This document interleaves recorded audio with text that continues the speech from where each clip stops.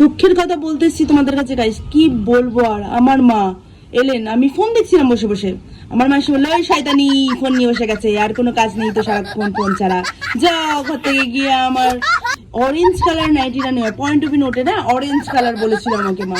তো এবার হলো কথা, আমি ওখানে গিয়ে অরেঞ্জ কালার নাইটি খুঁজি, 10-15 মিনিট হয়ে গেল আমি খুঁজি, আরে ভাই কোনো অরেঞ্জ কালার নাইটি নেই। আমি এসে মাকে বলছি মা কোনো অরেঞ্জ কালার নাইটি নেই। মা বলছে ও চোখের মাথা কে নিয়েছিস, ফোন দেখছিলিস তো, ফোন দেখতে দেখতে তো নাইটি খুঁজছিলিস, কি করে পাবি?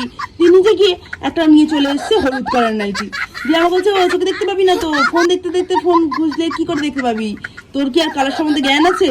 আরে ভাই আমি যখন মা এটা তো হলুদ কালার, তুমি অরেঞ্জ কালার বললে। বলছে ও তুই আমাকে কালার সম্পর্কে শেখাবি, অরেঞ্জ আর হলুদ আলাদা, ওটা যে কালারটা বলেছি সেটা নয়, তুই আমায় শেখাবি।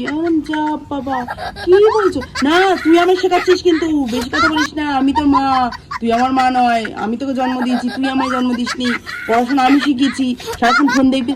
আরে ভাই সব কথায় ফোন দেখছিস, কানি চোখে দেখতে পাবি না, এই হয়ে যাবি। তারপরে আরেকটা কথা বলবি আমি তোর মা, তুই আমার মা নয়, আমি তো জানি তুমি আমার মা, আমি জানি আমি ফোন দেখছিলাম, তারপরে এই কথাগুলো শোনানোর মানে কি আমাকে? কে জানে ভাই, নিজে কারটা ভুল হয়েছে তার বেলা কিছু নেই, ভুল আমি নিজে ভুল বলেও ঠিক করতে হবে আমি ঠিক বলেছি।